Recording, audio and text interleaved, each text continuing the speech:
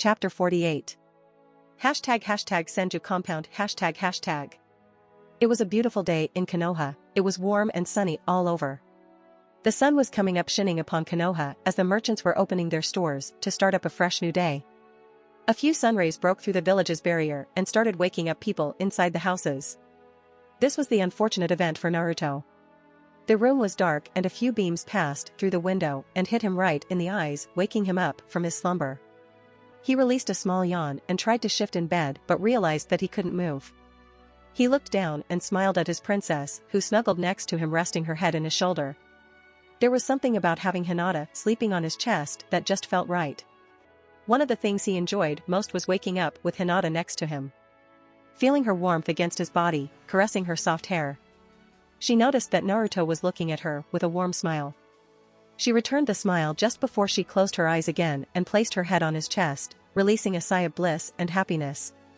Naruto had proposed last night and Hinata had accepted, and now they would be together forever. It didn't get any better than that. Although the room itself might disagree. For starters, there were clothes everywhere. Naruto's vest and pants were near the door, which meant that they were the first to go. Hinata's jacket and bra were also nearby, although her pants and underwear were actually near the window. Only Kami knows how they got there. "I'm so happy that I just want to run and jump everywhere," Naruto whispered, and Hinata giggled lightly. "I know the feeling," Hinata replied. "After everything we have been through, we are finally together forever," Hinata explained, and Naruto gently kissed her forehead. "I'm the luckiest guy in the world," Naruto said. "Are you crying?" Hinata asked, smiling as she saw his moist eyes. "Of course not," Naruto quickly replied. "It's just dust that got in my eye," Naruto replied, scrubbing his eyes. Hinata knew the truth very well. For someone who never had a family, he just got one of his own. "You know," Hinata started as she looked up. "We are going to need a new bed," Hinata said as Naruto sighed. Last night had been one of commemoration on their engagement and they got a little carried away. "It was your idea to try doing it while we were on sage mode," Naruto chuckled. "Like you didn't love it," Hinata teasingly replied, kissing his cheek. "Senjutsu empowers all of our senses," Hinata explained blissfully. "And also our strength, and that is why we broke our bed," Naruto said, shaking his head, and watched as Hinata rose up and straddled him. The sheets fell to the bed, revealing Hinata's naked form. "It's not like it's going to break again," Hinata lustfully said. "Such a tease," Naruto complained, and Hinata giggled. "Are you going to do something about it?" Hinata asked, giggling like a schoolgirl. Maybe. Naruto half lied and rose up to meet Hinata's lips. Naruto embraced Hinata, pulling her closer as Hinata ran her hands through Naruto's long spiky hair. Their lips met with fierce passion. Naruto turned her around and gently lowered her on the bed, making him stand on top. Hinata hummed in delight as Naruto kissed her neck and gently fondled her breasts. "Knock knock. Naruto-kun, if you don't hurry you will miss breakfast," Kushina said as she knocked on the door just before walking away. "This sucks," Naruto frowned as he stopped his actions and simply laid on the bed. "Maybe not," Hinata replied and got up. She started walking to the bathroom, swaying her hips in a sexy manner. Naruto could only stare at her and follow her movements. "Right, we must preserve water," Naruto said in conviction before he got up and quickly followed Hinata into the shower. Water was a precious resource after all. Senju Compound Kitchen ##. The doors to the kitchen opened and everyone in there shifted their attention to the couple approaching. Both of them had huge smiles of their faces, and everyone noted how Hinata seemed to be more clingy than usual. They had such happy expression that it was intoxicating. "Looks like someone had a good night," Jiraiya said, wiggling his eyebrows. He was lucky enough that Tsunade wasn't there, otherwise he would already be buried on the ground. "Better than good," Hinata said dreamily and raised her hand to show the purple and silver ring on her finger. "Naruto-kun proposed last night," Hinata happily said and sat down, but was quickly surrounded by Kushina and Mito wanting the juicy details. "About time," Naruto Hashirama said, chuckling, making Hinata raise an eyebrow in confusion. "What do you mean?" Hinata asked. "You don't know what we suffered with him always haunting us for advice. Where to propose, when to propose, what to say. It was a nightmare," Hashirama explained, and Naruto groaned. Hinata didn't have to know that. "Really?" Hinata asked, surprised, looking at Naruto. "You should have seen him when he came to me to ask how I proposed to Kushina-chan," Minato chuckled, reminiscing of that particular moment. He began wondering what to say and when to do it. He looked like a headless chicken until he began to hyperventilate and proceeded to pass out falling flat on the ground, Minato said laughing. Father, Naruto complained and Minato just chuckled. These are the good memories one should remember, Naruto, Minato advised rising up. By the way, good work on the Hyuga clan. I'm proud of you, Minato said, making Naruto smile. It went better than I thought. It's a good thing that the clan is still stable even without the caged bird seal, Tobirama said in afterthought. It's good we didn't tell them everything. Can you imagine Hayashi's face if we told them that the Byakugan comes from the Sharingan? Naruto chuckled and began eating until he realized that everyone was staring at him, including Minato, who was about to leave. Is there something on my face? Naruto asked, confused about the stares. Hold on, Tobirama said. Back up, Hashirama added. What do you mean by the Byakugan coming from the Sharingan? Minato asked, summarizing everyone's questions. Oh yeah, I forgot, me and Hinata-chan never told you guys this, Naruto replied, scratching the back of his head, making everyone else sweat drop. No one else knew where the Byakugan came from because they never had access to both archives. Since I had access to the Uchiha's library and Hinata to the Hyuga's, we stumbled upon several files and simply cross-matched them to find the origin of the Byakugan. Naruto began. According to the files, a few hundreds of years ago, one lone Uchiha left the clan. It isn't clear if he was a pure blood or a half-blood one, but it doesn't matter at this point. He traveled the world until he fell in love with a woman he met during his travels. Everything seemed normal unless for the fact that this woman had a genetic near-blindness defect, Naruto said. They eventually married and had kids. The Sharingan gene got passed on into the kids and did what he do best. Jujutsus grant the user perfect vision regardless of use or age. Combining this with the genetic blindness gave origin to the Byakugan.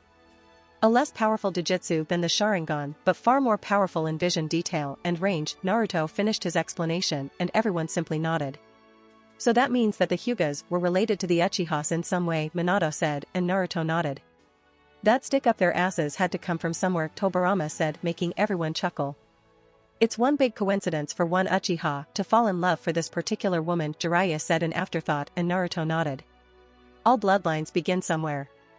Either from the mixing of several genes or simply by one mutating into something viable. Survival of the fittest, Naruto replied, and everyone resumed their breakfast. By the way, Kushina said, getting the attention. Have you two picked a date? Kushina asked giddy. She couldn't wait for grandchildren to smooth her with affection. She just knew that a kid from Naruto and Hinata would utterly adorable. Naruto-kun just proposed last night and we didn't talk about it that much. But I do not wish for some big wedding ceremony. I just want our closest friends with Tsunade-sensei preceding the ceremony, Hinata said, and Naruto nodded as well. They didn't wish for some big celebration of their engagement, a simple reunion with their closest friends was far more appealing and the point of it all. #Otogekure, ##. Deep within the sound village everything was quiet. It was such silence that one may consider it creepy and unsettling. The streets were completely empty and not even birds were heard. Isn't it strange for a village being named Sound Village when there was no such thing presently? No. A scream echoed through the empty halls of the main building in the village. Crows burst from the trees from the sudden sound spike. Entering the Otokage Tower and proceeding down into the basements, one seemed to pick up some sniffling sounds. Walking down the halls and approaching the origin of the sound, we come into a pitch-black room. The walls were of brown stone, torches along the walls provided some much necessary light. The whole base seemed to give off some dark and evil aura. The whole ambient seemed taken from some horror movie. As we approached the room, a small trail of blood was seen leaking from the room. It flowed through the floor and into the middle of the hall, and it showed no signs of stopping. The blood started pooling in the middle of the hall, and from the quantity of it, someone was dead. Peering inside, we find two figures on the room.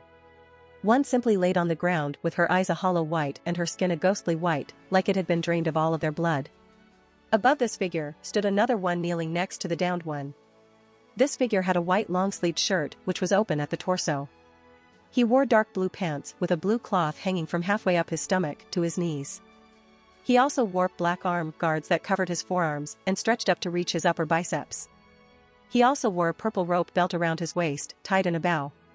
He was Uchiha Sasuke, a genetic clone that Orochimaru had engineered from the original one.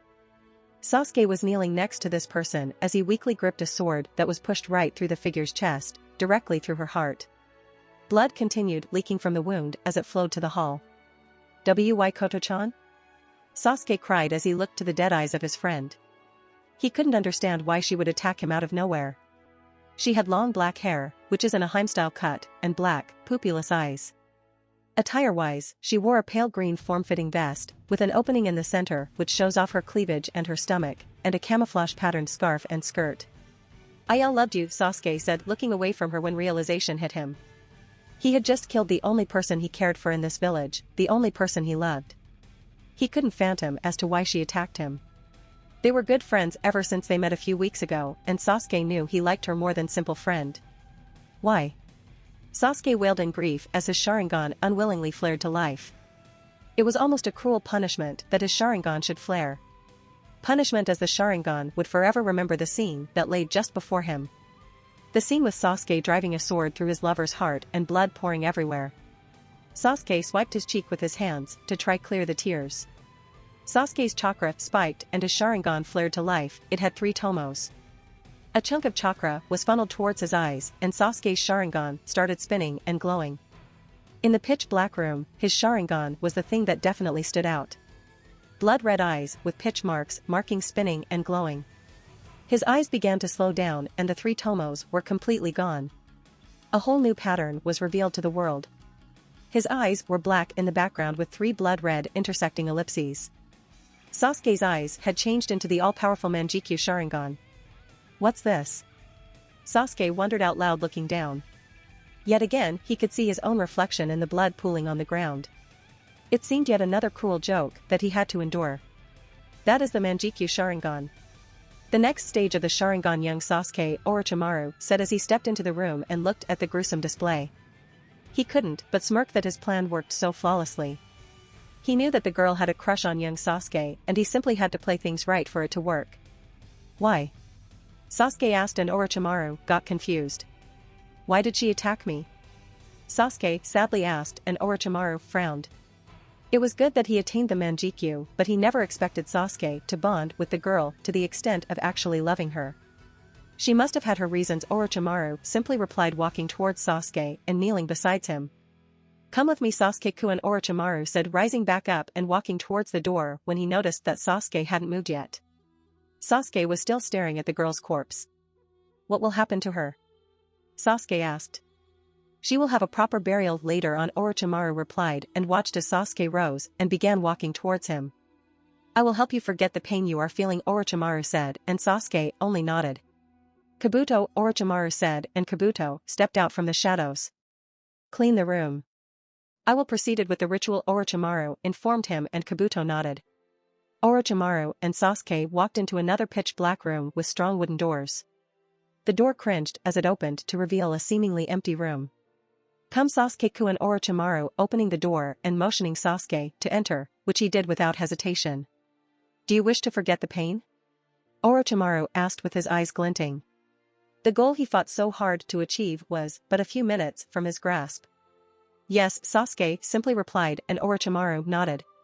"Then do not fear or fight what is to come," Orochimaru said and opened his mouth to unhuman proportions. From Orochimaru's body came a gigantic white snake composed of smaller white snakes. This was Orochimaru's true form. "Orochimaru-sama?" Sasuke asked, slightly shaken from seeing this big snake slither out of Orochimaru's supposed body. "Do not fear me, child," Orochimaru said as he coiled himself around Sasuke's body, locking eyes with the young Uchiha. "Furofusher no Jutsu, eternal youth and immortality technique," Orochimaru said, and the world started changing. Sasuke and Orochimaru were no longer in the dark room, but they were in what seemed to be a vast place. The sky was dark purple and looking down, the ground was nothing but a wall of pink muscles that seemed to spasm at random intervals. "What's this?" Sasuke asked fearfully. "With this I will accomplish my goal," Orochimaru said, chuckling darkly as the muscles began to crawl up Sasuke's body. Sasuke tried struggling, but he was overcome in just seconds. The muscles covered him completely and Orochimaru smirked. After so many struggles and years of waiting, he had finally reached his goal. He had finally attained the Sharingan. "Who are you now?" Kabuto asked as he came into the room and noticed that Sasuke was standing frozen. On the ground was a gigantic white snake, and by the looks of it, it was obviously dead. Sasuke's Sharingan flared into existence and began spinning until it became the Manjikyu. Kukukuku, who do you think? Hashtag with Uchiha now hashtag. Uchiha now had just returned from her appointed mission in Konoha. Her objective was to destroy the academy and kill every single student and teacher inside. All of that was to prove to Naruto that Tobi, or as she knew him, Uchiha Fugaku, that he was no prey. Now looked down at the crater that hid the Uchiha clan's hideout. She jumped down, arriving near the skeleton, what once was a very large animal, if the bones were anything to go by. Where is he? Now asked towards the plant-like creature that rose from the ground as she entered the hideout. In the main hall, the white Zetsu replied. Although he isn't pleased with you, the black Zetsu added. HN now replied as she ignored Zetsu and continued walking forward. I'll deal with him now, said, and went towards Tobi's room. Now passed through several Uchihas a long way and simply gave them a brief nod of acknowledgement. She arrived at Tobi's room and knocked on the door. Now was about to reach for the handle when Tobi phased right through the door and her, making her jump back in surprise.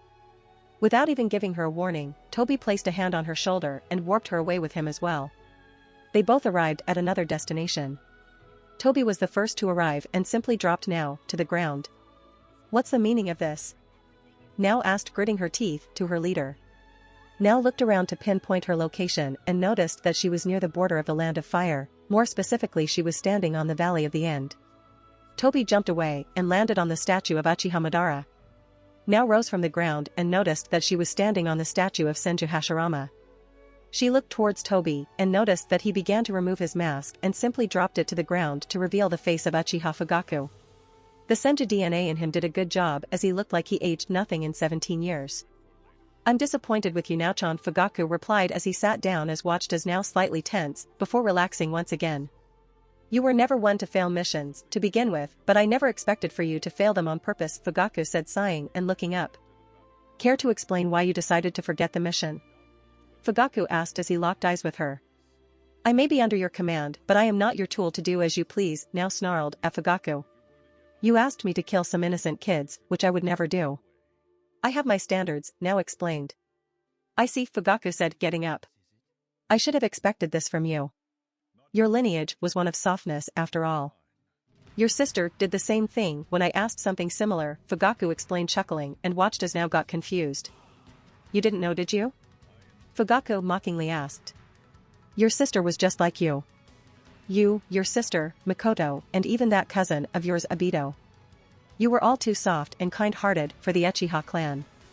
I thought that making an example of your sister would solve that in you, but I was mistaken, Fugaku simply explained and watched as now tensed. What do you mean by making an example of my older sister?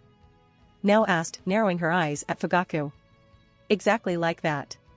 She was a soft-hearted like many before her, and she was influencing you, the strongest of the clan next to me. You looked up at her like anyone would do to their own older sister, and I couldn't have that, so I took steps. A simple poison in her food to make it look like she died of her eyes, not accepting her body, Fugaku explained, smiling darkly. What? Now asked in shock.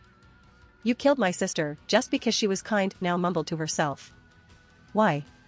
Now asked, although Fugaku had just given her the answer. I want soldiers. I don't need anything else but soldiers, Fugaku simply replied.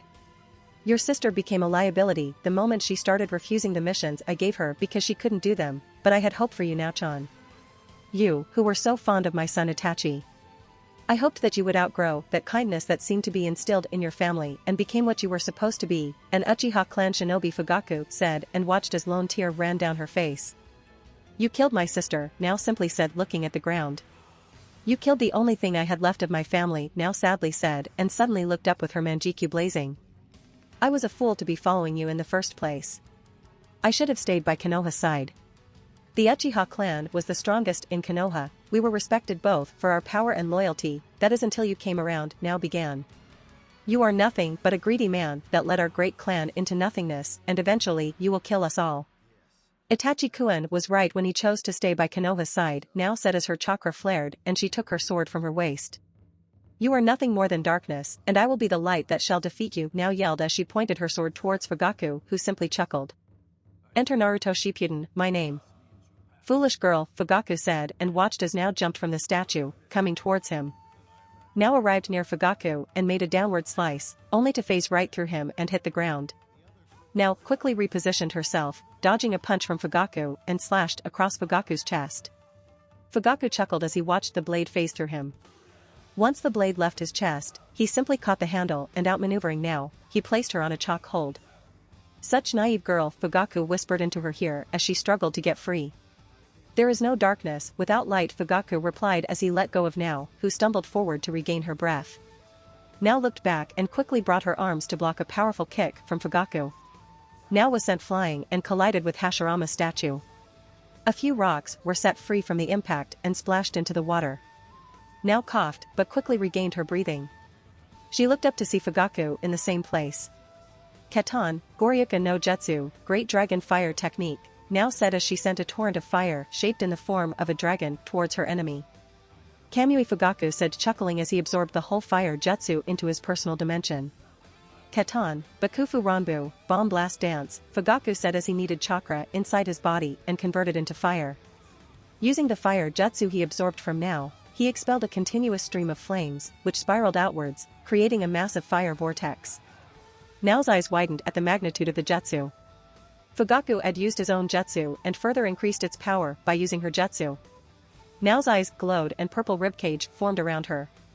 The fire jutsu clashed with her Susanoo shield but didn't even scorch it. Susanoo wasn't her ultimate defense for nothing. Yasaka no Magatama, Yasaka beads, Now said as her Susanoo glowed and slightly increased in size. A couple arms sprouted from the ribcage and, as they spread apart, pieces of chakra floated in the air between them. Several dark purple beads were shot towards Fugaku at high speeds.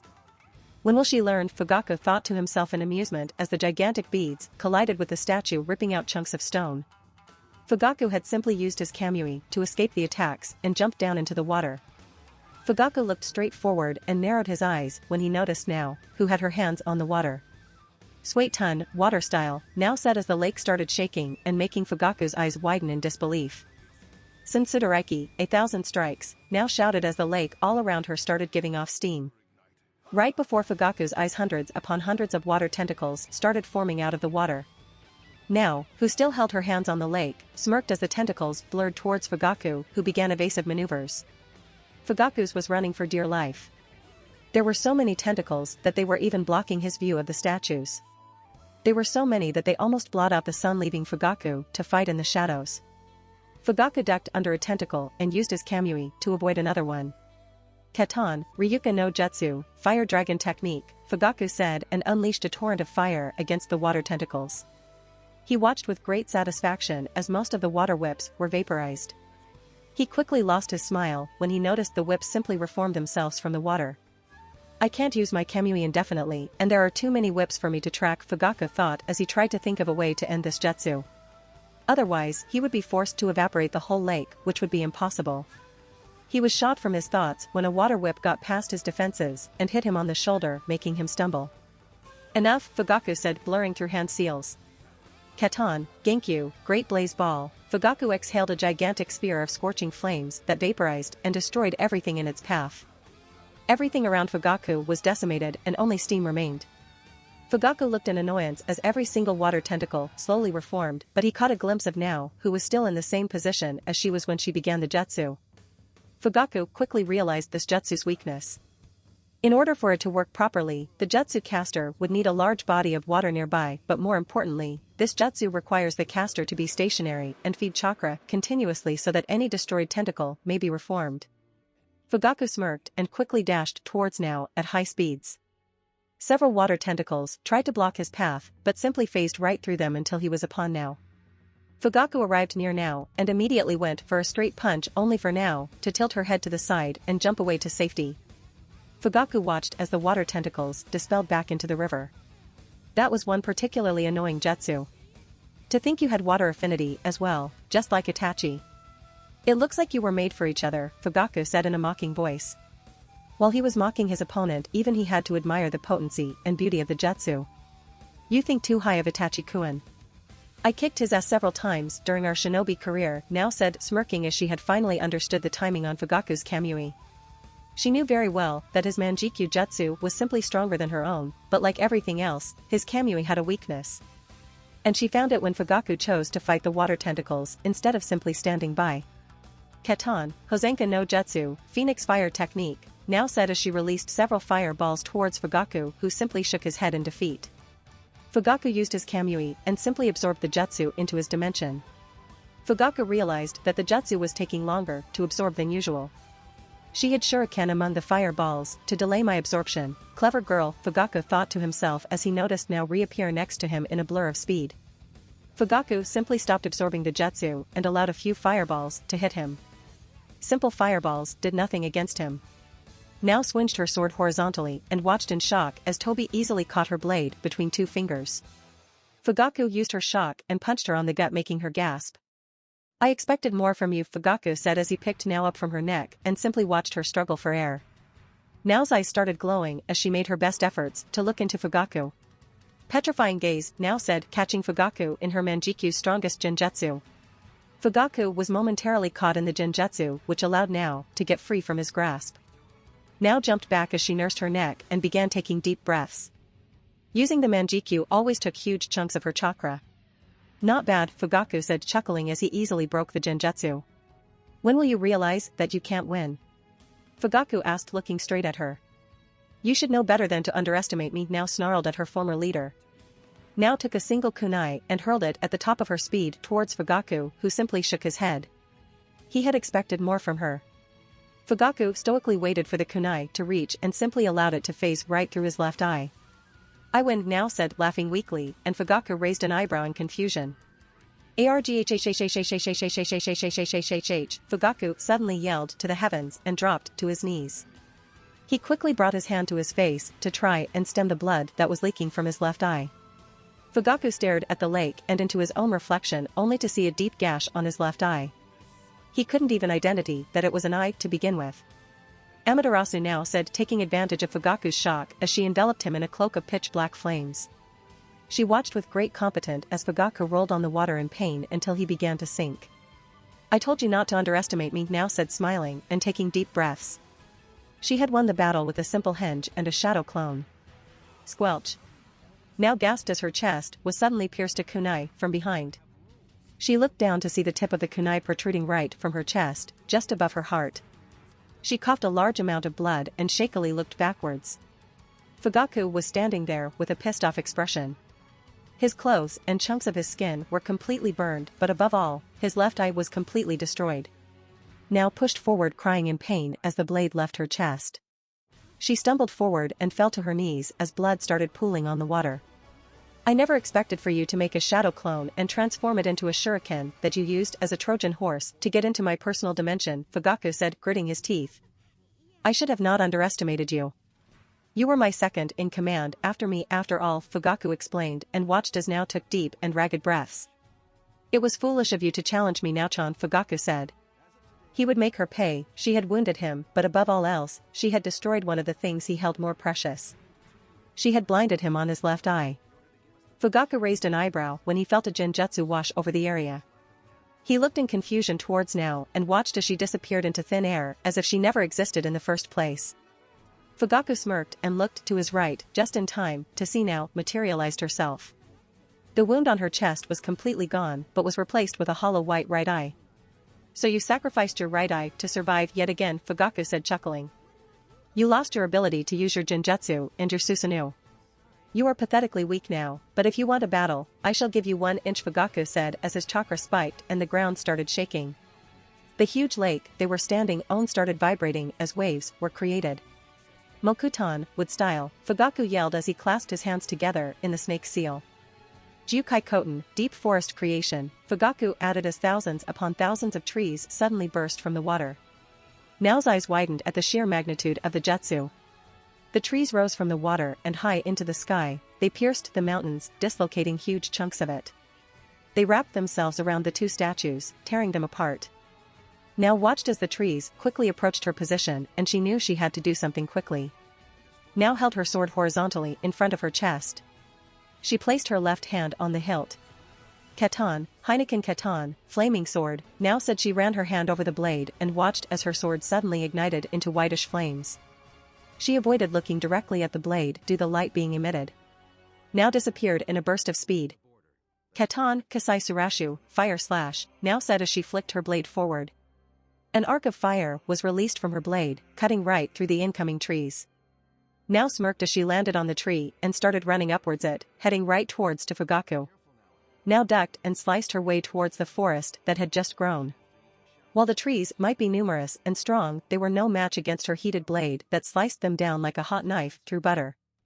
Mokutan, Sashiki no Jutsu, cutting sprigs, Fugaku said as several sharp wooden spikes grew from the trees. Fugaku picked up a couple and, with strength and precision, he hurled them all towards the incoming enemy. Now flexed her fiery blade once again. Katan, Shuro Kai, whirling death, now said as she pointed her blade forward, towards the incoming projectiles. The blade's flames quickly grew in size. Now flexed her blade and released a vortex of fire that vaporized the wooden spikes. Now arrived near Fugaku and did a lightning-fast horizontal swipe just above his head. Fugaku ducked under her swing and watched as the blade left a trail of fire behind it. Fugaku jumped backwards and extended his right arm forward.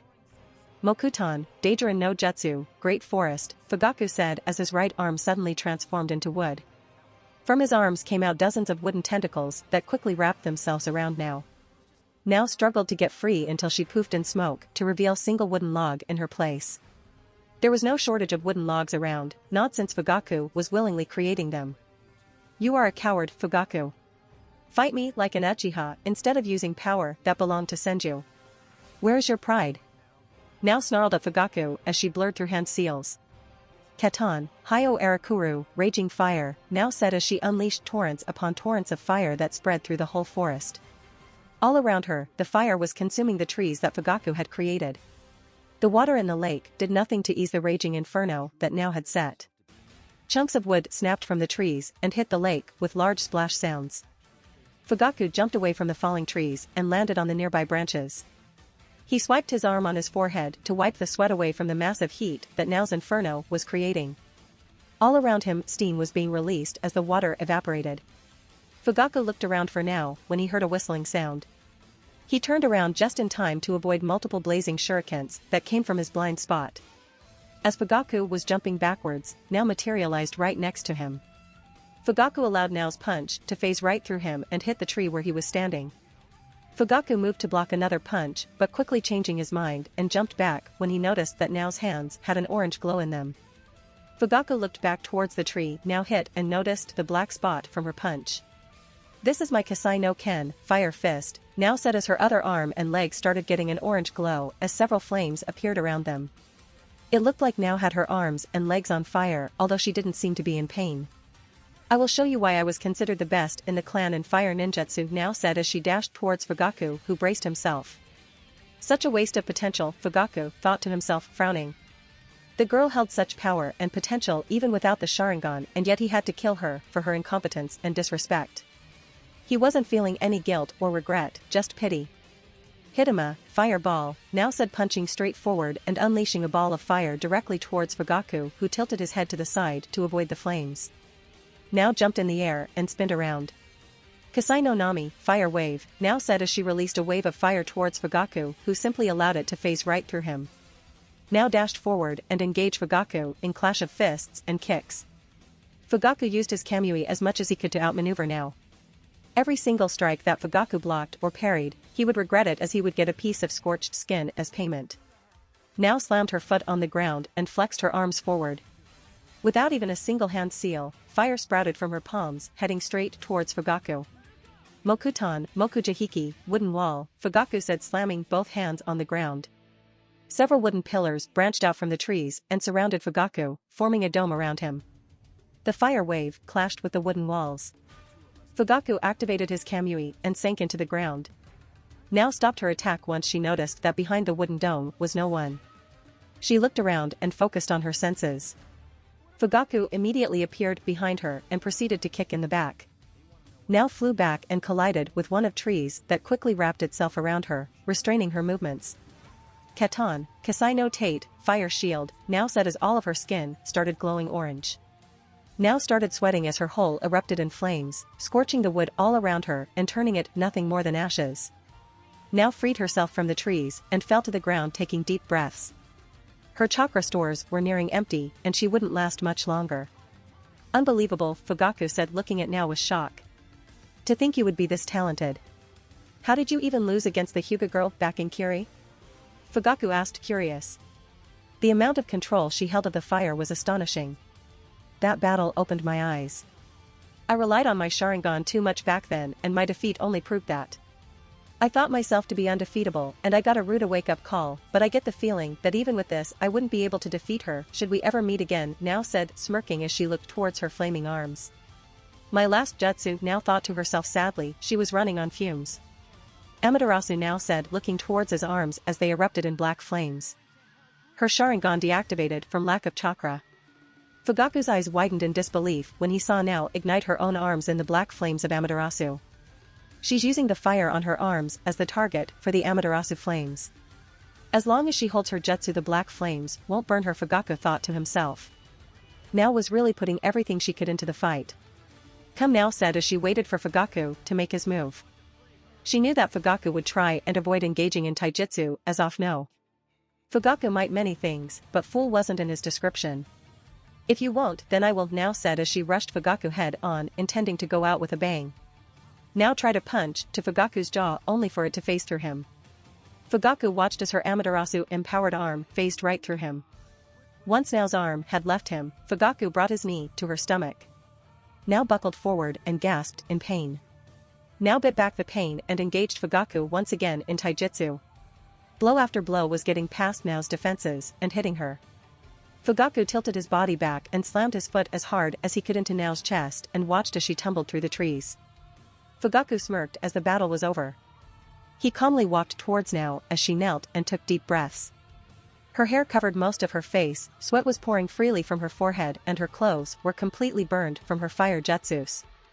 Fugaku looked towards her arms and watched as the Amaterasu flames faded away. Now watched as Fugaku bent down and picked up her sword. There was nothing she could do about it. She had ran out of chakra, she was tired. All she wanted right now was to die and simply be reunited with her sister and family in the other side.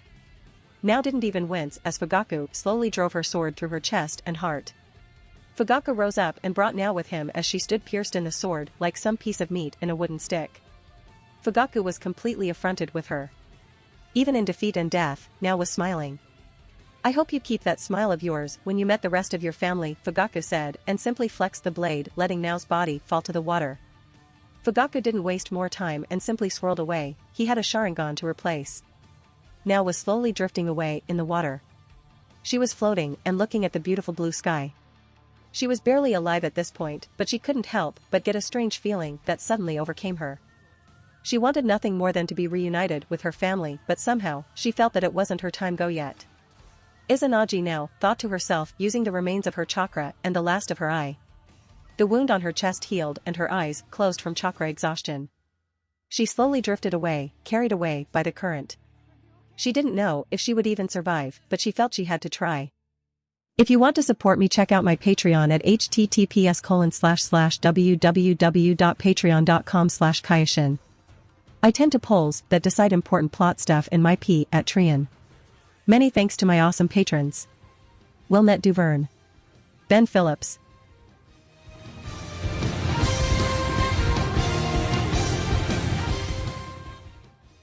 If you liked the content, don't forget to like and subscribe to the channel. I'll stay here until next time.